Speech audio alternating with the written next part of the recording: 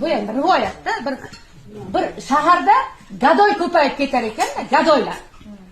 Keyin o'sha gadoylarni kamaytirish maqsadida o'sha shaharda podshohi farmoni ilohiy chiqarar ekan. Kimga sadaqa bersa, qo'lini kesinglar der ekan. U gadoylarni kamaytirish maqsadida. Hozir mana bitta prezidentimiz qaror qabul qilsa, hammamiz bo'ysunamiz.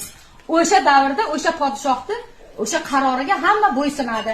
Hech kimga sadaqa bermay qo'yadi. Kunlardan bir kuni eshik taqillaydi. Eshik taqillasa, ichkaridan bir qiz chiqib keladi. Hali qiz chiqib keladi, qarasa bir otaxon turibdi. Qizim deydi, ochiqab suvsab qoldim deydi. Menga suv bilan non bergin deydi. Hali qiz shunday uyga kiradi, podshohning farmoni ilohiysi esiga tushadi. Shunday qaytib chiqadi, otaxon deydi, men sizga suv bilan non bera olmayman deydi. Podshohimiz farmoni ilohiy chiqargan deydi. Kimga sadaqa bersa qo'lini kesinglar deb aytgan deydi. Hali otaxon aytadi, qizim, men gadoy emasman deydi. Men karvonda kelayotgandim. Karvonimni qaroqchilar taladi deydi. Ochiqab suvsab seni eshiginggacha keldim. Jon qizim suv bilan non bergin deydi. Hali qiz Allohga tavakkal deb chopib uyga kiradi. Ikkita non bilan bir kosa suv olib chiqib hali odamga beradi. Suvni ichadi, nonni oladi, qizni duo qilib yo'lida davom etib ketadi. Bu narsa podshohning qulog'iga borib yetadi. Podshoh aytadi, farmoni ilohimni kim buzdi? Tutib kelinglar, qo'lini kesamiz deydi. Hali qizni saroyda tutib olib boradi. Qiz dod deydi, faryod deydi. Gadoy emas ekan, karvonda kelayotgan ekan. Karvonini qaroqchilar talab, ochiqab suvsab bizni eshigimizgacha kelgan ekan desa, yo'q deydi podshoh. Farmon hammaga bir xil. Kesinglar qo'lini deydi. Hali qizni shunday qo'llarini kesib tashlaydi. Kunlar, oylar o'tadi. Podshoh bir kun shikorga chiqadi. Aylanib yursa, birov shirali ovozda qo'shiq aytayotgan bo'ladi. Shunday yerga o'tiradi, hali qo'shiqqa ovozga oshiq bo'lib qoladi. Aytadi, oshiqqa davo yo'q. Oshiq bo'lgan odamda davo yo'q. Shunday podshoh o'tirib qoladi, vazirlariga aytadi, tez topinglar, kimda ovozi deydi. Ovoziga oshiq bo'ldim, uylanaman deydi. Vazirlar cho'pa-chopda oqtarib ketadi, quruq qaytib keladi. Podshoh aytadi, qani topolmadinglarmi desa, yo'q, podshohim, topdik. Faqat u qizga uylana olmaysiz deydi.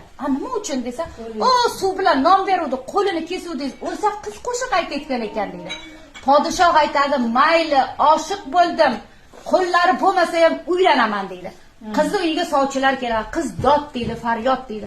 Qo'limni kesgan insonga turmushga chiqmayman deydi. Podshohda qizni dod faryodiga qaramasdan podshohga beradi. Qiz podshoh bilan yashaydi saroyda, faqat ko'ngliga tugib yuradi. Men baribir bu odam bilan yashamayman. Baribir bir kun qochib ketaman. Baribir bir kun qochib ketaman deb doim tiliga tugib yurar ekan. Qo'limda kesgan inson bilan yashamayman. Kunlar, oylar o'tibdi, hali qiz o'g'il farzandlik bo'libdi. Shunday qarasa, shunday saroyga sal odam kamroq ekan. Debdi, bugun qochaman debdi. Shunday bolasini orqasiga bog'latibdi, qo'li yo'qda endi. Orqasiga bog'latibdi-da saroydan qochibdi. Hali qiz qochib ketaverib suvsab qoldi. Shunday qarasa bir soydan shaqqillab suv oqayotgan ekan. Shu suvdan bir ichaman-da, yo'limda davom etaman. Hali qiz shunday enkayib suvdan ichetsa, bolasi shunday boshidan tushib suvga oqib boshladi. Tutay desa qo'llari yo'q. Allohga iltijo, ey Robbim, ahvolimni o'zing ko'rib turibsan, bolajonimni qutqargin deb. Shunda ikkita oq kiyingan odam paydo bo'ldi. Shunday suvdan tutibdi-da, hali onani oldiga olib kelib qo'yibdi. Ey yaxshilar, kimsizlar? Haqlaringga duo qilaylik debdi. Hali odamlar tanimadingmi bizni deb. Yo'q, tanimadim, kimsizlar debdi. Bilaklaringni tiqqin debdi. Shunday bilaklarini tiqsa, barmoqlari o'sib chiqdi. Ey yaxshilar, kimsizlar? Otlaringni aytib duo qilaylik desa, hali ham tanimadingmi? Yo'q, tanimadim desa, "O, eslaysanmi? Bir kosa suving, ikkita noning sadaqangiz" deydi. Uning uchun sadaqa Allohning nazdidan chekkaga qolib ketmaydi. Shunday odamlar bor, ana nonko'rga yaxshilik qiluvdim, bilmadi, dedikmi, yuvib tashlaymiz. Yaxshilik qildi, daryoga tashla. Baliq bilmasa, xoliq biladi. Allohning va'dasi bor, Alloh ko'rib turibdi, joyini o'ng qilib to'ldiraman degan. Hali bir nima bor-ku, payg'ambarimizning qizlari Hazrati Fatima onamiz bir kun kasal bo'lib qoladi ekanlar, betob bo'lib yotib qoladi ekan, anor yegilari keladi ekan. Hali erlari Ali roziyallohu anhu aytadi ekan, "Xo'jayin, anor yegim kelyapti, betobman" deb. Anor olay desa pullari yo'q. Endi bilamiz, kambag'al yashaganlar shu bozorga borib qamchilarini sotib bir dona anor olib kelayotsa, yo'lda birov yiqilib yotgan bo'ladi. Yiqilib yotgan odam tepib o'tmaymiz. Yoki qo'shnimiz non so'rab kelsa, "Bargoq" deb ayt, demaylik. Shartta bitta nonni olib shartta ikkiga bo'laylikda. Men qo'shniga olib turing, yarmini Allohning va'dasi bor, 10 qilib to'ldiraman degan joyini deylik. Baxillik qilmaylik.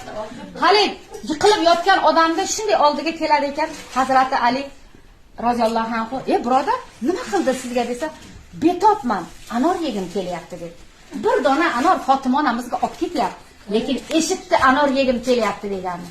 Hali shunday ikkilanmasdan kissalaridan anorni chiqarib, archib hali betobga yediradi ekan. Kasal ko'rgani bo'lsak, esingizdan chiqmasin. Oxirida ketayotganga bir bolalarimning haqqiga duo qilib qo'ygan deb, kasalni duosini so'rab olaylik. Hali anorni Fatima onamizga olib ketadigan anorni archib yediradi ekanda, birodar, meni ham uyda ayolim kasal yotibdi. Haqqiga bir duo qilib qo'ygan der ekan. Hali betob odam Hazrati Fatima onamizning haqlariga duo qiladi ekanlar. Ali roziyallohu anhu ming xijolat bilan uyga keladi. Fatimani ham anor yegisi kelyapti-ku. Endi Fatimaga nima deyman deb shunday uylariga kirib kelsa, Fatima onamiz kasal yotgan Fatima onamiz kulib chiqib kelar ekan.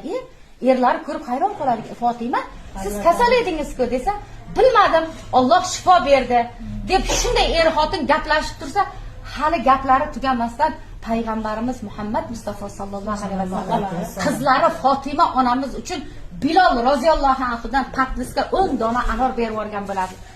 Xotinda gap tugamasdan shunday Bilol roziyallohu anhu kirib kelar ekan. Fatima ona, dadangiz sizga anor berib yubordilar der ekan. Shunda Ali roziyallohu anhu shunday anorni sanasi, anor 9 dona. Ey Bilol, anor 10 dona bo'lishi kerak. Qani bir donasi dedi. Bilol roziyallohu anhu, mana kissamga soluvdim sinash uchun. Qayerdan bildingiz? Men axir endi kelyapman-ku, 10 taligini qayerdan bildingiz desa, shunda Hazrati Ali roziyallohu anhu aytar ekan, men hozir birni sadaqa qilib kelyapman. Allohning va'dasi bor. 9 qilaman demagan, 10 qilaman degan. Ishonchda. Shuning uchun Alloh taolo ehsonlaringizni joylarini 10 qilib, 100 qilib, 1000 qilib, million qilib ko'rdi.